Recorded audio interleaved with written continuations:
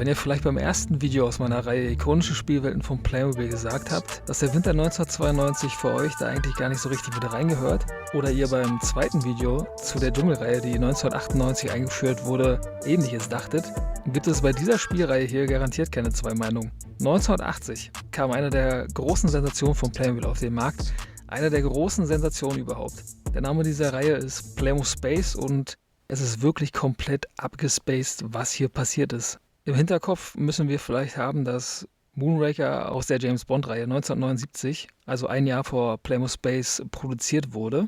Ich muss immer sofort an den Film denken, wenn ich an die Artikel denke, die ich euch gleich vorstelle. Ich kann mir gut vorstellen, dass Horst Brandstätter, der Erschaffer unserer Kindheitshelden, selbst großer Fan der Filmreihe war. Auch das Filmlogo hat auffallend große Ähnlichkeiten mit dem Playmo Space Logo. Bei einigen dieser Produkte gibt es eine Kooperation mit Mattel. In den USA wurde Playmobil zeitweise über Mattel mitvertrieben und auch eingeführt. Und es gibt auch aktuelle Kooperationen zwischen Mattel und Playmobil, zum Beispiel die Monster High-Reihe aus 2025 oder jetzt in diesem Jahr die sensationelle Barbie-Reihe. Also da passiert einiges. Ich würde sagen, wir gehen direkt rein und heben ab. Wir fangen an mit der 3318 mit dem Roboter aus 1983. Der Roboter ist relativ bekannt, das ist eine ziemlich populäre Figur und ich finde auch eine sehr, sehr coole Figur. Also sieht einfach witzig aus, sieht cool aus, hat tolle Farben und wurde ja für den Playmobil-Film dann auch nochmal wiederbelebt. Also ja, da gibt es ein paar Ausführungen von, auch ein paar neuere, bisschen umgestaltet, farblich. Also die sind auch sehr schön. Ich finde das wirklich ein perfekter Roboter. Der ist schon mal sehr, sehr gut.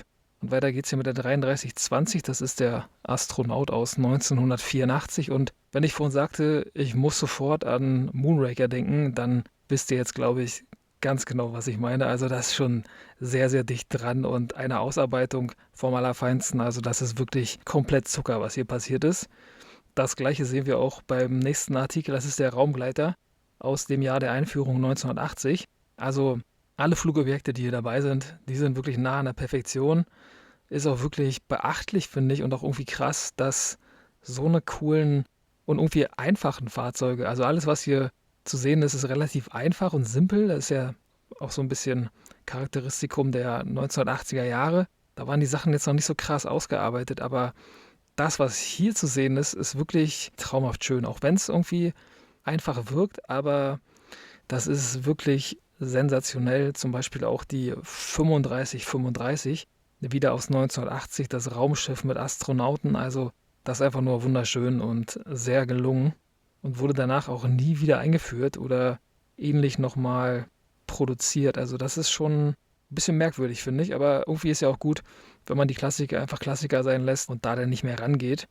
Wir haben die 3536, die Raumstation aus 1980 dabei.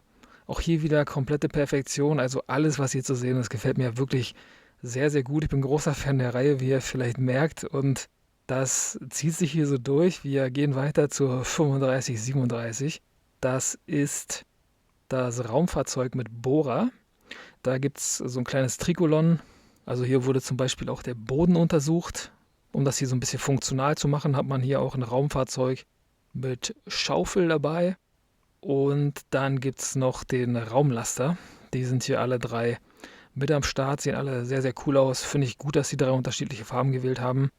Wir haben dann die 3559 mit dabei, den Raumrover mit Trailer aus dem Jahr 1982. Auch hier wieder trifft ja auf alle Sachen zu, finde ich, aus der Reihe. Das ist wirklich einfach nur schön. Und schön geht es auch weiter mit der 3589. Das sind Astronauten mit Schürfwagen aus dem Jahr 1981. Und dann haben wir nochmal mit einem wirklich nahezu perfekten Produktbild hier die 3590 mit dabei. Ein Astronaut in Rot, einer in Gelb. Das ist, wie gesagt, ziemlich einfach. Also einfache Gestaltung der Figuren, aber wie ihr seht, finde ich, macht das wirklich eine Menge her. Und dann haben wir noch die 3591. Da ist ein Astronaut mit Roboter zu sehen. Ein weiterer Roboter, der auch sehr, sehr cool ist. Und dann haben wir noch den coolsten Roboter überhaupt, finde ich. Aus der 9728. Da gibt es nochmal ein Set direkt von Mattel. Roboter und Astronaut aus 1984. Die Farben sind natürlich Weltklasse, also das ist eine sehr, sehr coole Abrundung dieser Playmo Space-Reihe. Ihr könnt ja mal in den Kommentaren sagen, ob das für euch eine Top-3-Reihe ist oder ob es da noch ein paar gibt, die ihr besser findet. Ich mache noch ungefähr so 10 Spielwelten, also 10 ältere Spielwelten, und da wird es natürlich noch die ein oder andere geben, die ihr vielleicht über dieser Playmo Space-Reihe habt, aber ich finde Top 5 auf jeden Fall, oder? Na gut. Habt viel Spaß mit dem Video. Wenn euch das Video gefällt, lasst gerne ein Like da und schreibt gerne in die Kommentare, wie euch die Spielreihe gefällt. Bleibt fröhlich, bleibt gesund und bis zur nächsten ikonischen Spielwelt.